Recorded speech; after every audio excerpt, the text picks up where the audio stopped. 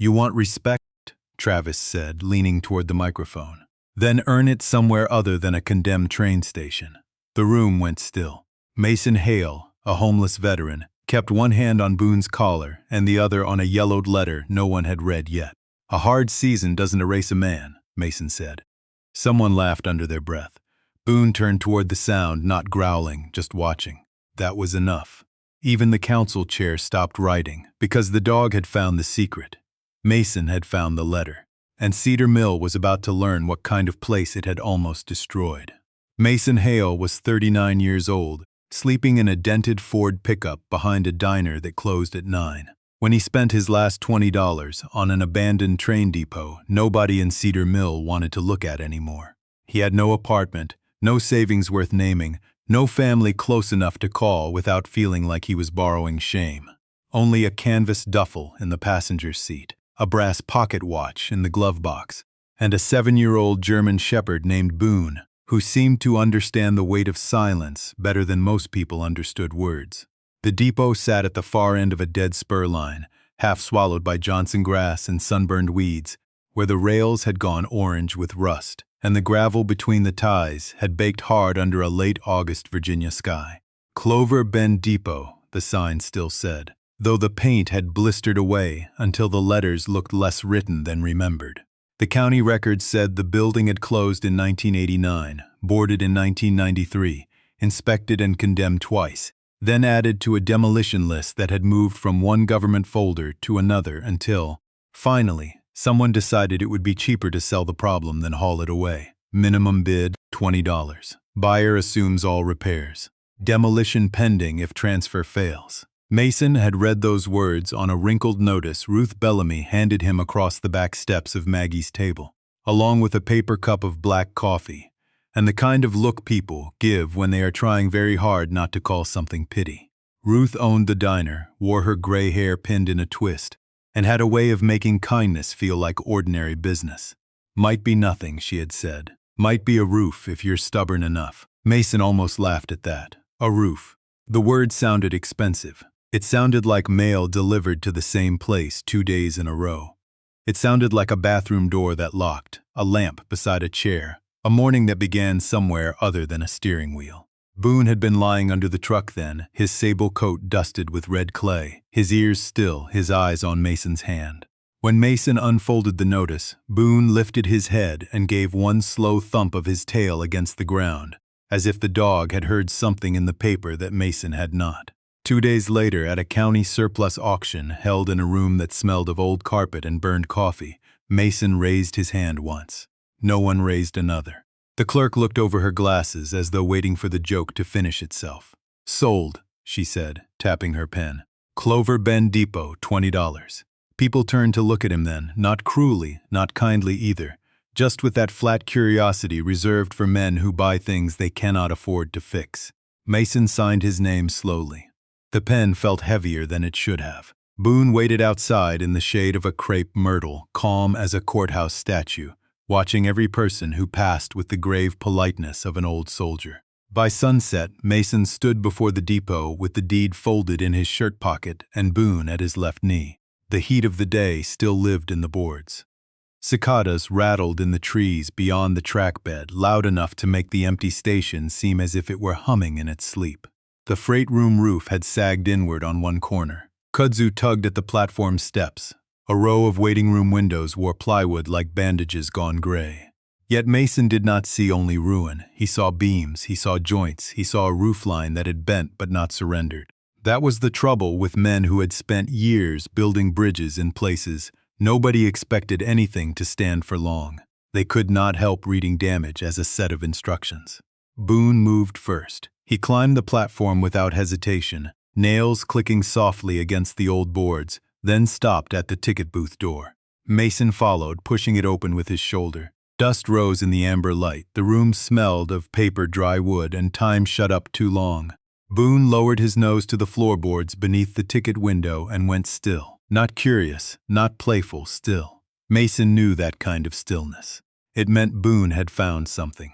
Beneath the warped oak planks, under a booth no county inspector had bothered to pry open, something waited in the dark, sealed away for 35 years, patient as a held breath. Mason crouched beside his dog, one hand on Boone's warm neck, and for the first time in longer than he wanted to admit, the homeless veteran with $20 to his name felt the strange, dangerous beginning of hope. Mason Hale had once been the kind of man people trusted with weight. Not emotional weight, not the kind people set quietly on a kitchen table between 2 cups of coffee, but real weight. Steel beams, temporary bridges, water tanks, generator frames, lumber stacks, the stubborn arithmetic of things that had to hold because other people were going to stand beneath them. In the Army, he had served as a combat engineer, though he rarely used the title afterward.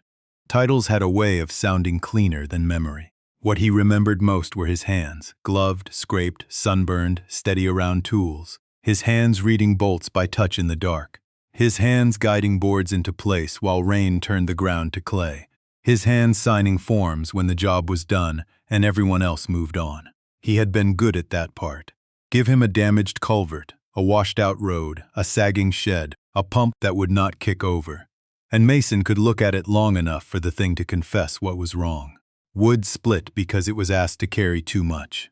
Metal warped because heat had changed its mind. Foundations cracked when water found the one weak place and kept visiting. Everything had a reason.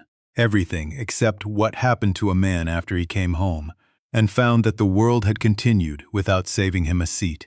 At 35, Mason left the service with 2 duffel bags, a handshake, a folder of medical papers he kept unopened for weeks, and the strange expectation that peace would feel like relief. It did not. Peace was too quiet. A grocery store aisle could make him feel lost. A phone ringing in an empty room could tighten something under his ribs. He took work wherever work appeared, repairing porch steps in Roanoke, patching roofs after summer storms, unloading freight at a warehouse outside Lynchburg, changing filters in an office building where no one knew his name, and everyone said thank you without looking up. He showed up early. He stayed late. He did what was asked. But staying employed was different from belonging somewhere, and Mason had never been trained for the second thing. Boone came to him through a veteran support program in Staunton, not as a miracle, not as a cure, but as a dog with one half-folded ear, dark amber eyes, and the solemn patience of an old church bell. The first morning Mason woke to find Boone sitting beside the bed, watching him breathe as if breathing mattered. He nearly sent the dog back. He did not want another living thing depending on him. Dependence felt like a promise, and promises had become heavy. But Boone stayed. He learned Mason's silences. He learned the difference between tired and gone. He learned when to press his head beneath Mason's hand and when to stand by the door with the leash in his mouth, insisting on daylight. There were months when Boone was the only reason Mason washed his face before noon. There were nights when the dog's steady breathing in the cab of the truck was the only sound that kept the dark from feeling permanent. Mason never said this aloud. Men like him often spent half their lives believing gratitude should be folded small and kept out of sight. Still, he fed Boone before he fed himself. He saved the shaded side of the parking lot for him. He spoke to him in the low, ordinary voice he used for engines, hinges, and stubborn locks. "All right, boy," he would say. "One more day." And Boone, who understood more than was fair to ask of any creature, would lift his head as if one more day was not a small thing at all, but a bridge. By the time Clover Bend Depot came into Mason's life, he was not looking for rescue. He had stopped trusting that word. Rescue sounded too bright, too clean, like something that happened in stories told by people who never had to choose between gas and supper. What Mason wanted was simpler and harder, a place to stand, a task with edges, something broken enough that no one else wanted it, but not so broken it could not be made useful again. He did not know it yet, but the old station waiting at the end of that rusted spur line needed the same thing from him that he needed from it.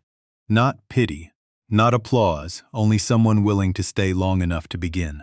Mason's father, Howard Hale, had never been the kind of man who filled a room with stories about himself. He was quieter than that, built narrow and strong, with brown hands, a sun-weathered neck, and the patient way of standing that belonged to men who had spent their lives beside machinery powerful enough to humble them.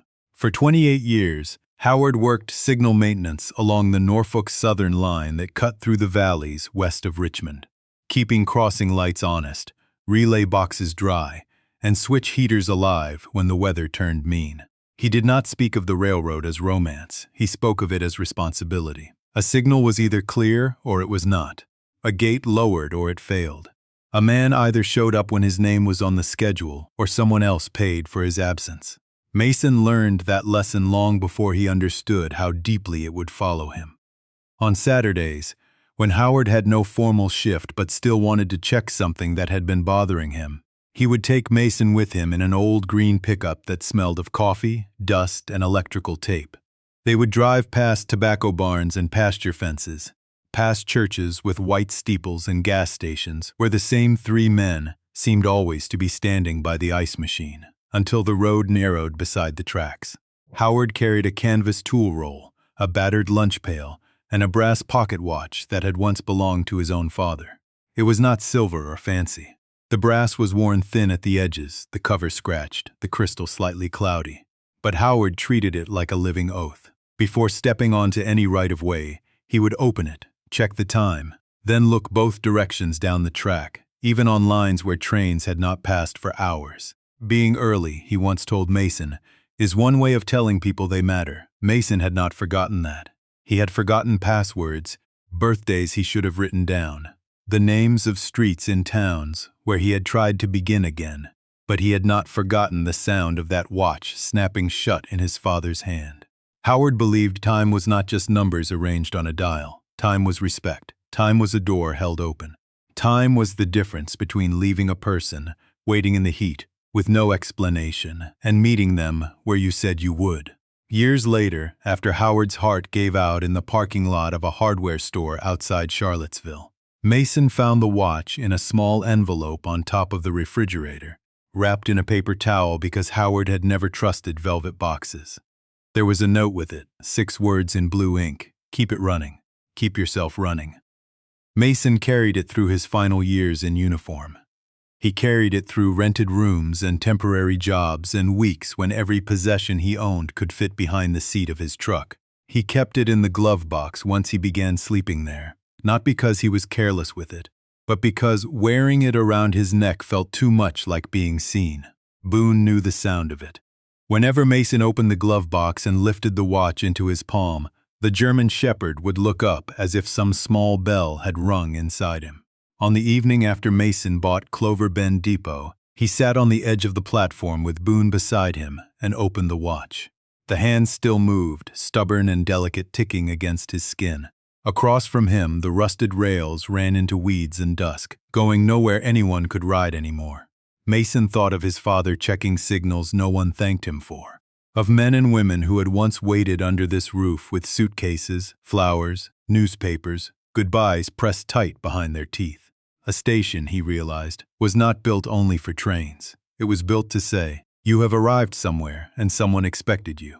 Boone rested his chin on Mason's knee. The depot creaked softly behind them, the old boards cooling as the day's heat drained away. Mason closed the watch and slipped it into his shirt pocket, not the glove box this time.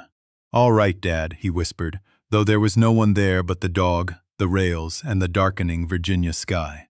I'll keep it running. Mason did not lose his home all at once. There was no grand collapse, no single afternoon when the sky split open and announced that his life had changed beyond repair. It happened the way water finds a crack in a foundation, slowly, politely, with almost no sound. First came the job in Lynchburg, ending 2 weeks earlier than promised, because the warehouse contract shifted to another company. Then came the motel bill, folded under the door in a white envelope that looked harmless until he opened it. Then the truck needed a new alternator, and the alternator cost more than the money he had set aside for the room.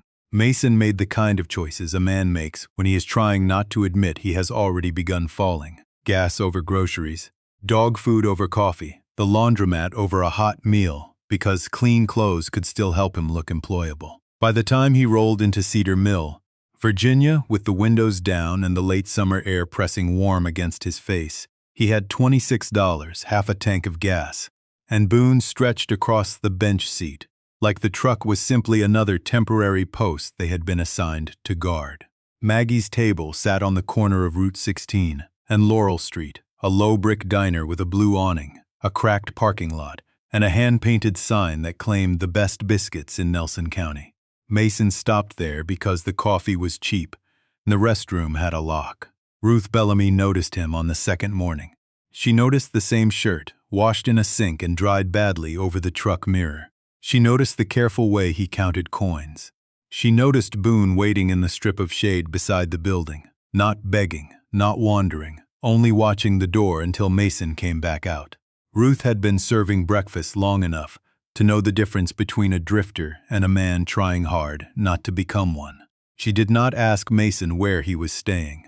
People asked questions when they wanted stories they could put away neatly. Ruth had never believed real sorrow came with neat edges.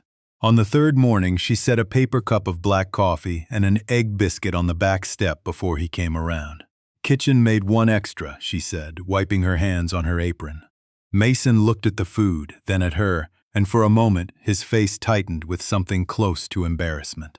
"I can pay next week," he said. Ruth gave him the flat, unimpressed look she reserved for men, mayors, and delivery drivers who complicated simple things. "I said extra." Boone rose from the shade and wagged his tail once, slow and certain, as if accepting the terms on Mason's behalf. After that, Mason parked behind the diner at night, far enough from the dumpster to avoid the smell, close enough to the security light that the darkness did not feel complete. He slept badly. The truck cab held the day's heat until midnight, then cooled just enough for his knees to ache. Boone curled against the passenger door, his body rising and falling with steady breath. Sometimes Mason woke before dawn with his hand already resting on the dog's back, fingers buried in the thick fur, as though he had reached for an anchor in his sleep. He hated needing help. Not because he thought help was shameful when other people needed it. He would have given his last dollar to a man standing where he stood. But receiving it made something old and stubborn inside him flinch. Ruth understood that too. She never said "poor thing."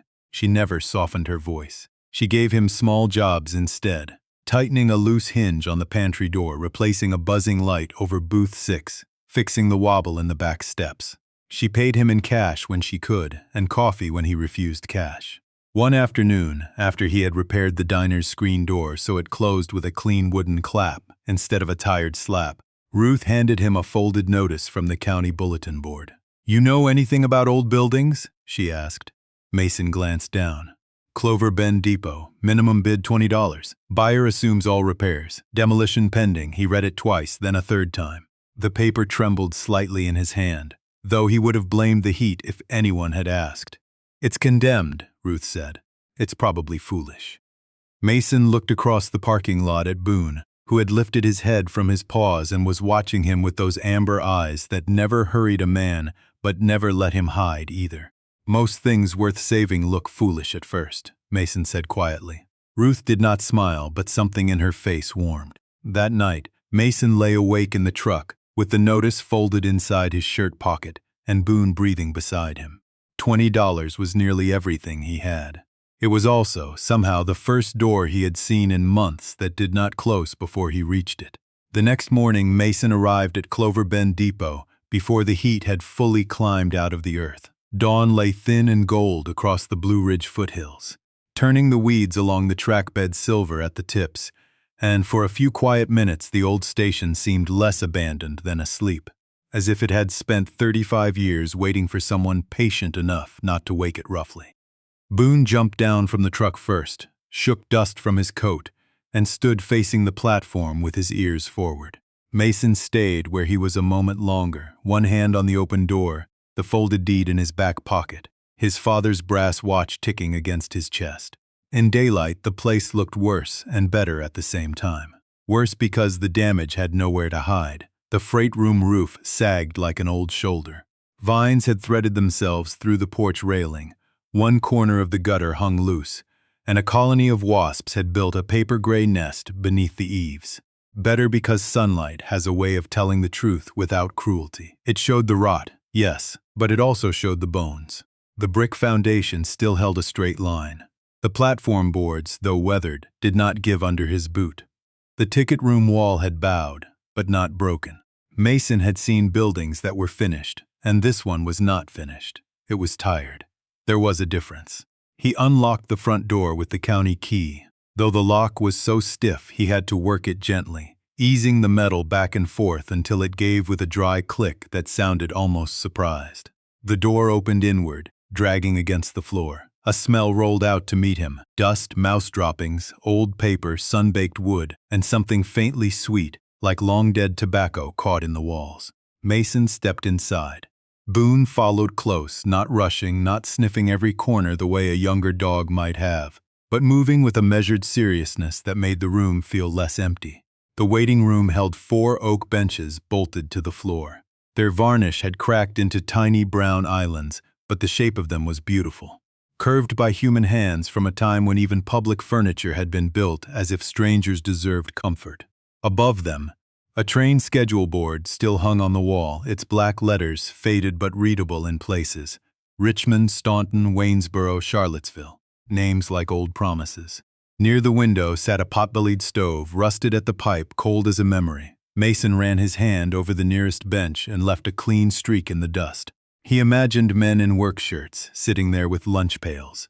Women with gloves folded in their laps, travelers watching the clock, people arriving, people leaving, all of them trusting this little room to hold them between one part of life and the next. "You had a job," he murmured, though he was not sure whether he meant the building or himself.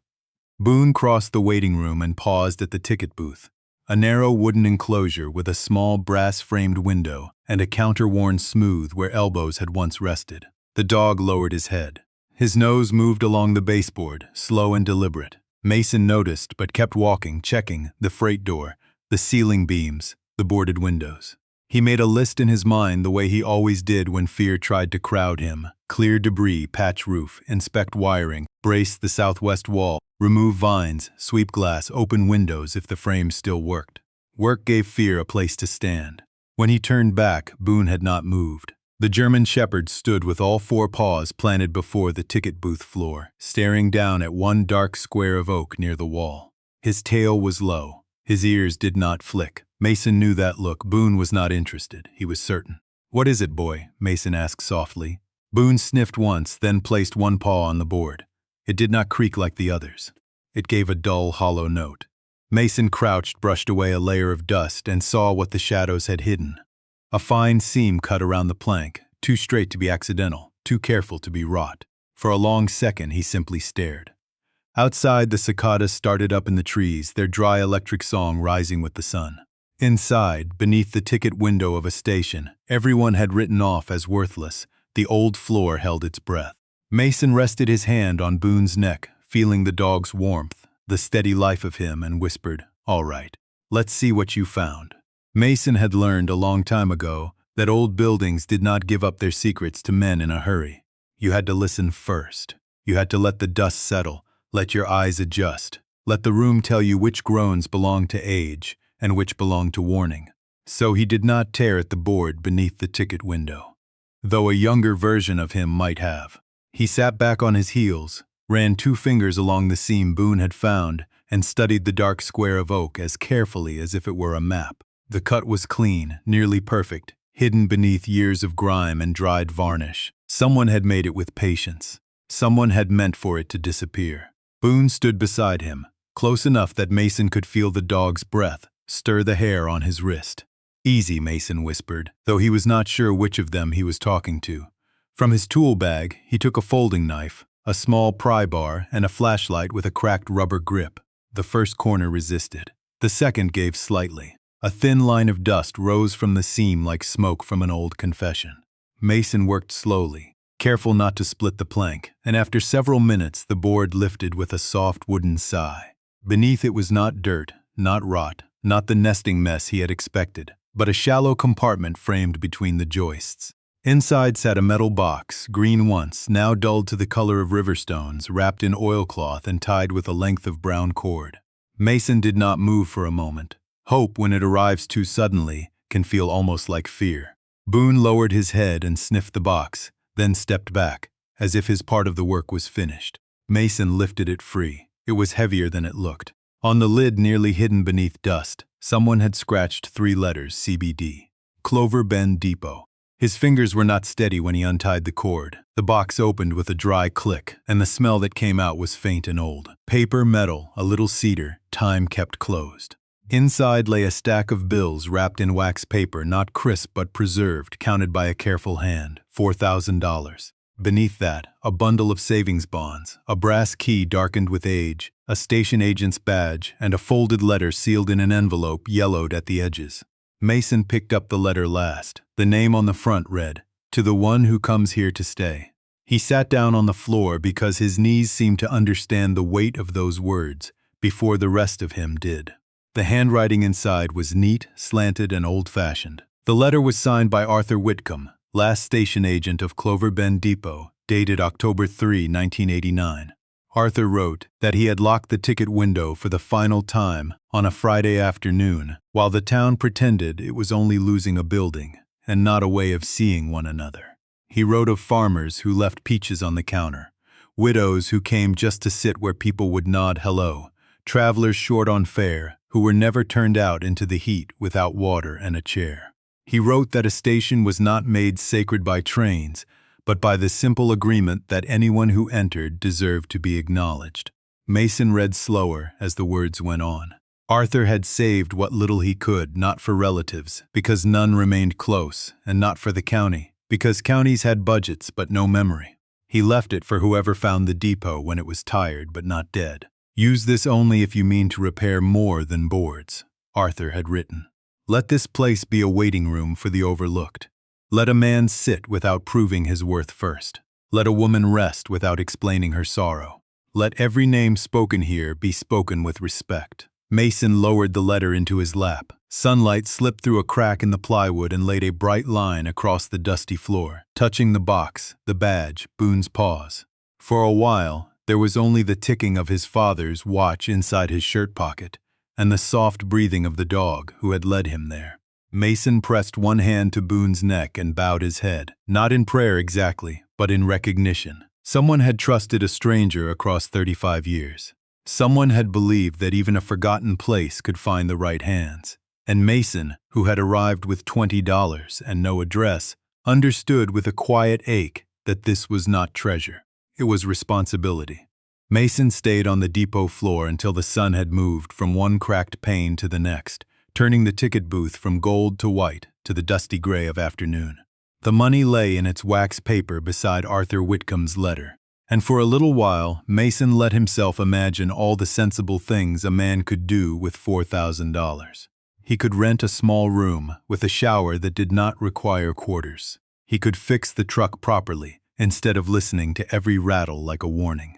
He could buy new boots, pay old debts, get a storage unit, disappear before Cedar Mill learned enough about him to make him a story people whispered over coffee. The thought was tempting in the way a clean shirt is tempting after a long week of heat. Simple, immediate, human. Boone sat across from him, ears relaxed, eyes steady, as if waiting for Mason to remember that easy and right were not always kin. Mason picked up the letter again and read the line that had already lodged itself somewhere beneath his ribs. Use this only if you mean to repair more than boards. He folded the paper carefully, slower than necessary, and slipped it back into the envelope. All right, Mr. Whitcomb, he said into the empty room. We'll start with the boards. That evening he drove to Harper's Hardware on Main Street with a list written on the back of the county auction notice. Contractor bags, work gloves, tarps, roofing nails, bleach, a broom, plywood, window putty, 2 brushes, primer, and a lock that did not look as if a hard stair could open it. The young cashier saw the station agent's badge in Mason's shirt pocket and asked if he was with the museum. Mason almost said no. Then he looked down at Boone waiting beside his boot with quiet dignity and answered, not yet. He paid in cash from the wax paper bundle, every bill feeling less like money leaving his hand than trust-changing shape. The first week was not romantic. It was sweat, dust, splinters, dead insects in corners, and the hot metallic taste of old air.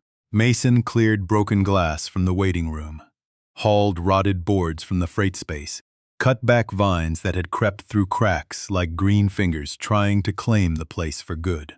He opened the plywood-covered windows one by one, not fully, not beautifully, but enough to let the depot breathe. Boone remained near the door through most of it, never in the way, always watching. When Mason climbed a ladder, Boone stood at the base. When Mason's shoulders stiffened and his jaw went tight from frustration, Boone rose and padded across the floor, forcing him to stop long enough to place a hand on that warm, solid head. It was difficult to lose yourself completely when a dog kept returning you to the room. People began to notice. At first, they slowed their cars on Laurel Road without stopping. Then Ruth came by with a thermos of coffee and 2 ham biscuits wrapped in foil. She said nothing about the money, nothing about luck, nothing about whether Mason knew what he was doing. She only stood in the waiting room, looked at the sunlight falling across the benches, and said, "This place still knows how to hold quiet." 2 days later, Frank Delaney, a retired electrician with a silver crew cut and knees that complained louder than he did, arrived carrying a toolbox older than some houses. "I'm not helping," he announced. "I'm inspecting." By noon, he had removed a dangerous breaker, labeled 3 circuits, and called Mason stubborn in a tone that sounded almost affectionate. After Frank came Helen Porter with a framed photograph of Clover Bend Depot taken in 1976. The platform crowded with adults in Sunday clothes, the windows clean, the sign bright. She touched the old ticket counter with 2 fingers and told Mason her late husband used to meet her there every Friday after work with a paper sack of peaches. She did not cry. Her eyes simply shone with the effort of keeping memory upright. Mason listened. That became his first rule for the depot. People were not interruptions. If someone stepped inside, he put down the hammer. If they had a story, he gave it room. By the end of the 2nd week, he had taped Arthur's letter to the inside of the ticket window, not for display yet, but as a compass. The roof still leaked in one corner, the paint peeled. The county deadline still waited like a date on a medical chart. But the benches were clean, the front door closed square, and each morning Mason swept the platform before beginning anything else.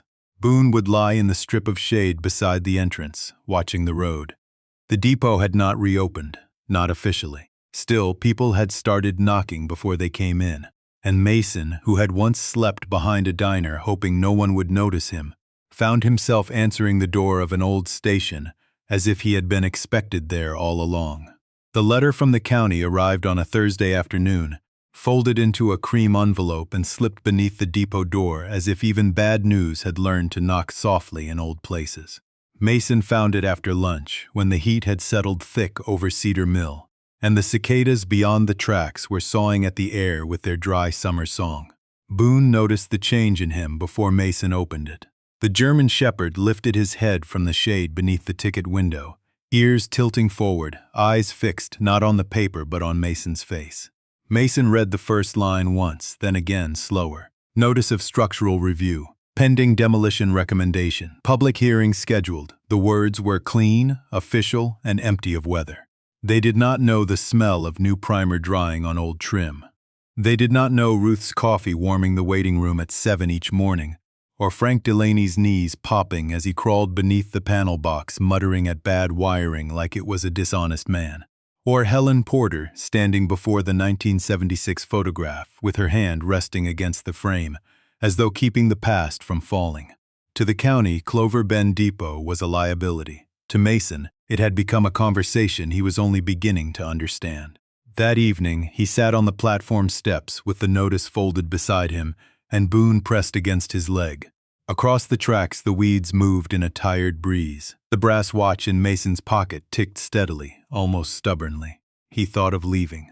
Not forever, maybe, but far enough that no one could watch him fail in public. A man can survive disappointment when it happens quietly. It is harder when there are folding chairs and fluorescent lights, and a microphone that makes every pause sound like weakness. Ruth found him there near dusk. She did not ask what was wrong. She had already seen the envelope. "You going?" she asked. Mason rubbed Boone's ear with his thumb. "To the hearing?" "To the hearing," she said. "Or out of town?" He looked at the depot behind him, at the windows he had cleaned until the evening light could pass through them again. "I don't know if they'll listen." Ruth sat down beside him with the careful breath of a woman whose bones had earned the right to complain.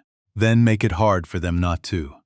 The hearing was held the following Monday in the Cedar Mill Municipal Building, a square brick place with a flagpole out front and a meeting room that smelled of floor wax, paper, and old air conditioning. Mason wore his cleanest shirt. He had shaved in the diner restroom, nicking his jaw beneath the left ear. Boone walked beside him in a plain leather collar, calm but alert, his paws soundless against the tile. Nearly 30 people sat in the room, more than Mason expected. Some came because they cared about the depot. Some came because small towns treat other people's turning points as public weather. At the front table sat 3 council members, a county inspector, and a developer named Travis Gentry, whose company wanted the depot site cleared for overflow parking and a retail strip that would be called Clover Bend Commons, though there would be nothing common or bending left in it. The inspector spoke first, listing concerns in a dry voice: roof instability, outdated electrical systems, compromised flooring, public safety. Mason did not argue. Most of it was true or had been true before he started. Frank shifted in his chair. Ruth folded her arms. Boone sat so close to Mason's boot that his shoulder touched Mason's calf. Then Travis Gentry stood and smiled the kind of smile that had learned to enter rooms before the man did. He said Cedar Mill needed progress. He said sentiment could not stand in the way of economic opportunity. Then he looked toward Mason, not unkindly, which somehow made it worse, and said, with respect, "We're being asked to trust the future of this property to a man who, until recently, was sleeping in his truck." The room went still. Mason felt the sentence land, not like a blow, but like a door closing in a hallway he had walked too long. Boone leaned into him. That small pressure kept Mason seated for one breath, then another. When he stood, his hands were steady. He placed Arthur Whitcomb's letter, the paid receipts, the inspection notes Frank had helped prepare, and Helen's old photograph on the table. "You're right," Mason said. His voice was low, but the microphone carried it. "I did sleep in my truck. That doesn't make me careless. It doesn't make me less honest. It means I had a hard season and fewer open doors than I needed." He looked at the council, then at the people behind him. "This building has had a hard season too, 35 years of them. But we don't call a thing worthless because it was neglected. We look at what still holds." Boone stood then, not trained to, not commanded, simply rising beside him like a quiet witness. Mason unfolded Arthur's letter. "The man who left this place behind asked that it become a waiting room for the overlooked.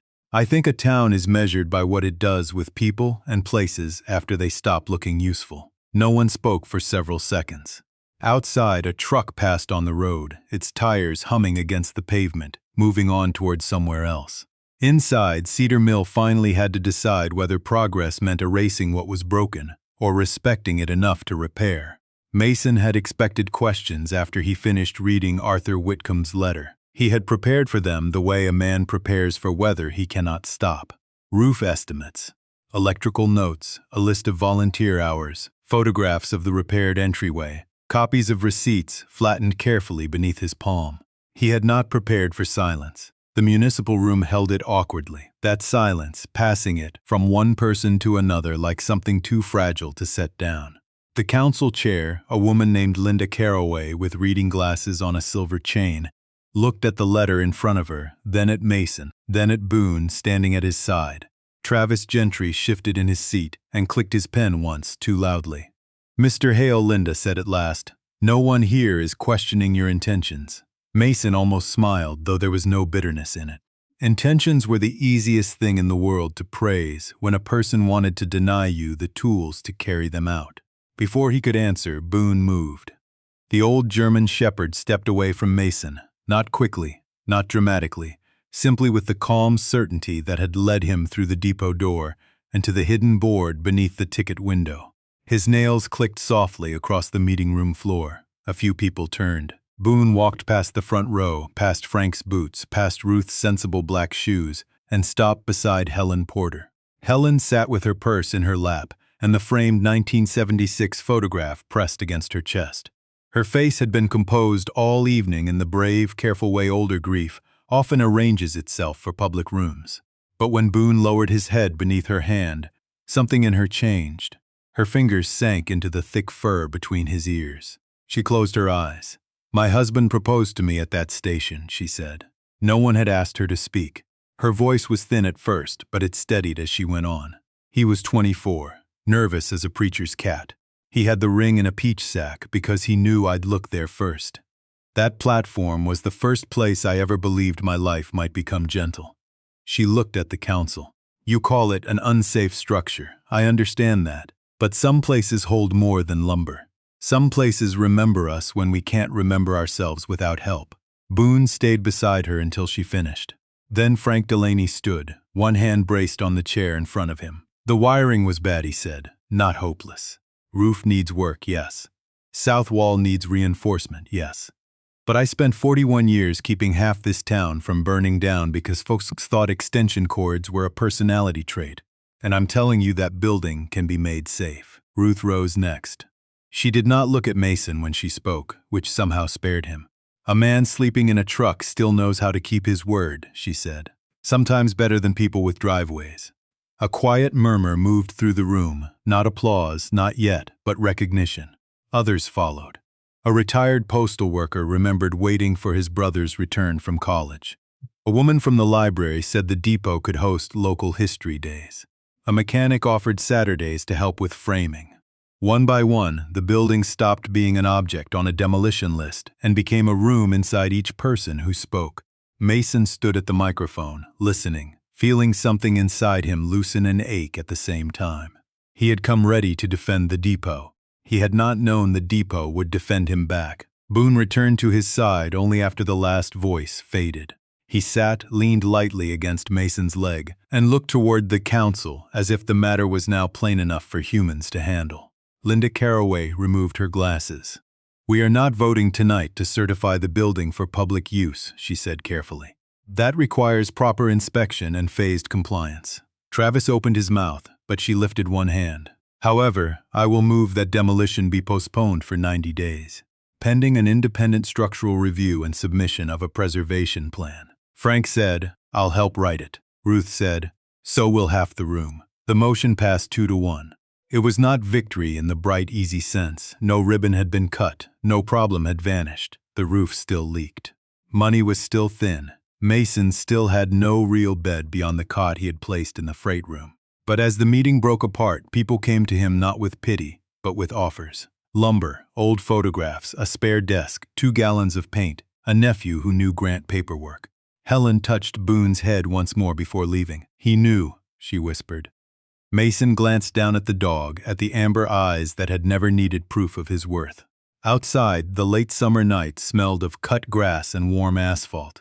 Mason stood under the municipal building lights with Arthur's letter in his hand and his father's watch ticking in his pocket. For the first time, Cedar Mill had not looked past him. It had looked with him, toward a broken station, and seen something still standing. 1 year after Mason Hale bought Clover Bend Depot for $20.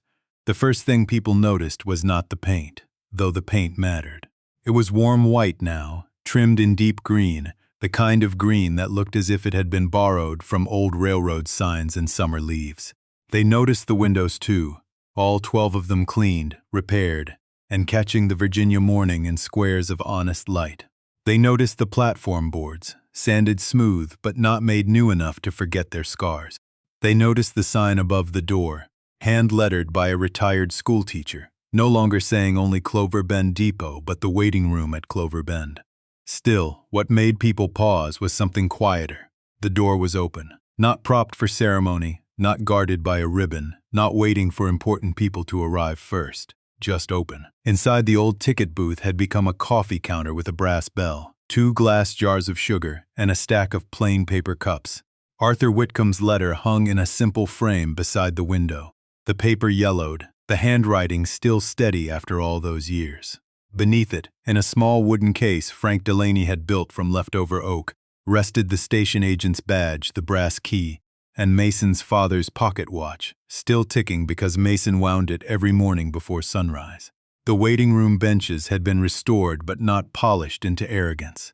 They still looked like benches made for work coats, tired backs, folded hands, and people carrying more than luggage. Along the far wall, Helen Porter's 1976 photograph had grown into a whole display of town memory. Old timetables, ticket stubs, a porter's cap, a faded postcard, a map with Clover Bend marked by a red pin.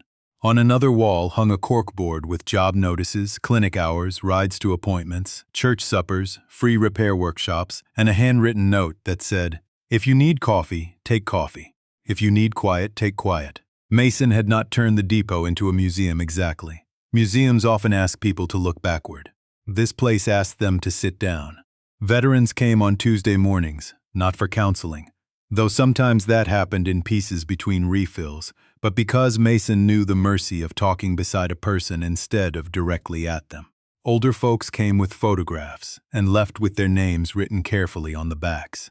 Travelers sometimes found the place by accident when a tire went soft or a phone battery died. Ruth brought biscuits every Friday and insisted they were extras, same as always. Frank complained about everything that worked because, he said, working things had to be watched before they got ideas. Boone lay near the front door in a rectangle of sunlight, gray now around the muzzle, one ear tipped, eyes half closed but missing nothing. Children were not part of this story, and Mason never needed them to make the place feel alive. Adults arrived carrying enough childhood inside them already. Old disappointments, old hopes, old names they had not heard spoken kindly in years. The official reopening happened without a band, because Mason had quietly forgotten to invite one. The mayor said a few words. Linda Caraway presented the preservation certificate. Travis Gentry sent flowers and a note that admitted, stiffly but sincerely, that some developments were not made of asphalt. Mason accepted it all with the careful expression of a man still learning that being seen did not always mean being judged. Near the end of the morning, after the crowd thinned and the coffee pot gave its last tired hiss, a stranger stepped onto the platform.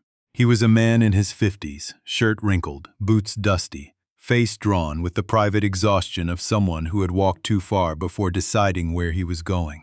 He stopped just inside the door, as if expecting someone to tell him what he was allowed to be. Boone lifted his head, studied him, then gave one slow thump of his tail against the floor. Mason came from behind the counter with a cup in his hand. He did not ask the man for money. He did not ask for proof, history, failure, or explanation. He only set the cup on the counter and said, "Sir, what name should I put on it?" The man blinked, and for a second his face opened with such naked surprise that Mason had to look down at the cup to give him privacy. "Thomas," the man said. Mason wrote it carefully. Not Tom, not Buddy, not friend, Thomas. Outside, the old rails still ran into weeds. No train was coming. Maybe none ever would. But inside Clover Bend Depot, the clock kept time, the coffee stayed warm, and a German shepherd guarded the doorway of a place built from the simple belief that a human being should never have to earn the right to be addressed with respect. Mason looked at Boone, then at the room, then at the sunlight lying across the benches like a blessing nobody had to name. For the first time in years, he did not feel rescued. He felt useful, and sometimes, for a man who has been lost, useful is the road home. If this story stayed with you, take a moment to like, subscribe, and tell us which part touched you most. And before you go, comment where you're watching from, because every place has someone who still believes in second chances.